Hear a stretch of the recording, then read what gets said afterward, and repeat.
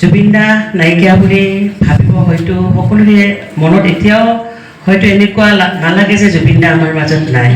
আৰু এনেকুৱা এটা অনুষ্ঠানত আমাৰ দিগন্ত দাই আপোনালোকৰ মাজত আহিছে, তাৰ কাৰণে আমি দিগন্ত ভাৰতী দেৱকো আমি সঁচাকৈয়ে ধন্যবাদ আৰু কৃতজ্ঞতা জ্ঞাপন কৰিম। কাৰণ জুবিনদাৰ সৃষ্টিখিনি জুবিনদাৰ সৃষ্টিখিনিক আমি এনেদৰে আগুৱাই লৈ যায় যাতে আমি জুবিন দাক সকলোৰে অন্তৰত এনেদৰে ৰাখিব পাৰোঁ, জুবিন দাক এনেদৰে জীয়াই ৰাখিব পাৰোঁ, তাৰে সকলোকে কামনা কৰিছোঁ। আৰু এনেদৰে জুবিন দা আমাৰ মাজত থাকিব, কাৰণ জুবিন দা হয়তো আৰু জুবিন দাৰ ঠাইখিনি কোনেও পূৰাব নোৱাৰিব।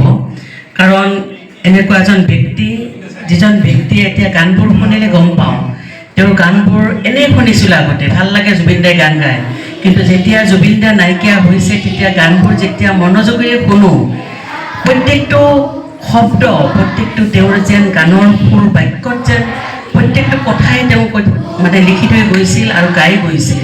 সেইকাৰণে এতিয়া অনুভৱ কৰোঁ যে জুবিন দাই কৈ যোৱা কথাবোৰ, যেনেদৰে জুবিন দাই বিচাৰিছিল এটা সুন্দৰ এখন সমাজ, একত্ৰিত সমাজ, আমাৰ গছ ৰোৱাৰ সপোন, আমি প্ৰকৃতিক ভাল পোৱাৰ সপোন, পশু পক্ষীক ভাল পোৱাৰ সপোন, সেইটোৰ সপোনখিনিক বাস্তৱত ৰূপায়ণ কৰিবৰ কাৰণে সকলোৱে যাতে আমি আগবাঢ়ি যায়, সদায় যাতে একত্ৰিত হৈ সংগীতৰ লগত জড়িত হৈ থাকিলে দাদাই কোৱাৰ দৰে সঁচাকৈয়ে আজিকালি মাতৃ হিচাপে আমি অনুভৱ কৰোঁ ল'ৰা ছোৱালী ডাঙৰ কৰাটোৱে প্ৰত্যাহ্বান।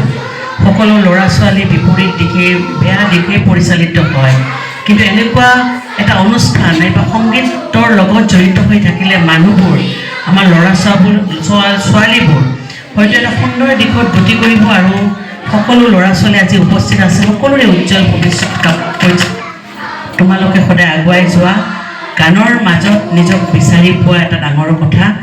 আজিকালি অকল পঢ়া শুনা হয়, নিজৰ যিটো প্ৰতিভা থাকে তাতেই যদি আমি দেখুৱাব পাৰোঁ, সেইটোক লৈ হয়তো মানুহ আগবাঢ়িব পাৰে।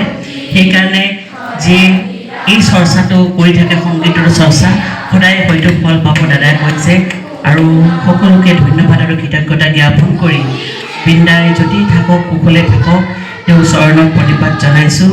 এনেকুৱা ঈশ্বৰ বহুত হয়তো আৰু নোলাব, তেওঁৰ সৃষ্টিক সদায় শ্ৰদ্ধা আমি জনাই যাম আৰু তেওঁৰ কৃষ্টিক এনেকৈ আগুৱাই লৈ যোৱাৰ সকলোৱে প্ৰতিশ্ৰুতিবদ্ধ হৈ উদ্যোক্তাসকলে সুন্দৰ এই অনুষ্ঠানটো কৰাৰ সঁচাকৈয়ে ধন্যবাদ জ্ঞাপন কৰিছোঁ।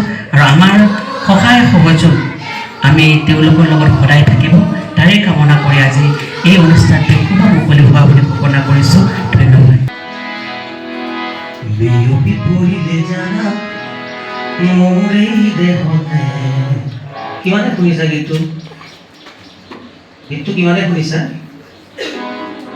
বিয়পি পৰিলে জানা মোৰ এই দেহতে, শুনিছা নাই গীতটো? শুনিছা? হাত লাগিলে কিমানে শুনিছা? এজন দুজন শুনাই নাই গীতটো? তোমারে রূপে ফুলিত রেখোতে বিয়পি পৰিলে জানা মোৰ এই দেহতে, বিয়পি পৰিলে জানা মোৰ এই দেহতে, তোমাৰে ৰূপে ফুলিত ৰেখোতে বিয়পি পৰিলে জানা মোৰ এই দেহতে, বিয়পি পৰিলে জানা মোৰ এই দেহতে, তোমাৰে ৰূপে ফুলিত ৰেখোতে।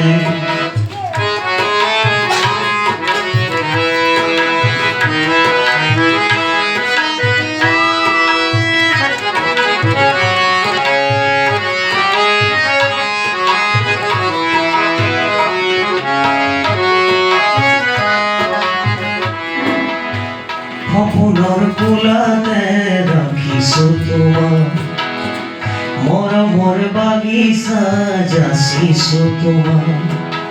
এতিয়া এই গীতটো আমি অকণমানকৈ এক লাইনকৈ গাবলৈ চেষ্টা কৰিম। ল'ৰাখিনিৰ হাই পাৰ্টটো থাকিব, যিবিলাকে ছোৱালী যদি গাব পাৰা বা গাই দিবা, যদি নোৱাৰা কোনোবাই যদি হাই পাৰ্টখিনি ঢুকি নোপোৱা তেনেকৈ, কাৰণ যিহেতু গোটেই গাটো দ্বৈত কণ্ঠৰ হাই পাৰ্টখিনি জুবিনে লৈছিলে আৰু মানুহখিনি জমকে গাইছে আমি গোটেইখিনি গাব কাৰণে চেষ্টা কৰি গেলো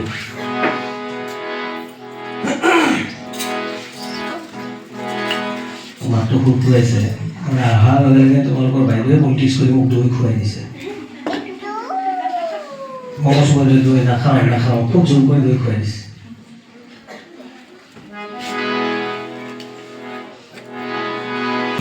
বিয়পি পৰিলে জানা মোৰ এই দেহতে বিয়পি পৰিলে জানা মোৰ এই দেহতে বিয়পি পৰিলে জানা মোৰ এই দেহতে বিয়পি পৰিলে জানা মোৰ এই দেহতে তোমাৰে ৰূপে শোণিতৰে ফুলে তোমাৰে ৰূপে শোণিতৰে ফুলে বিয়পি পৰিলে জানা মোৰ এই দেহতে বিয়পি পৰিলে জানা মোৰ এই দেহতে তোমাৰে ৰূপে শোণিতৰে ফুলে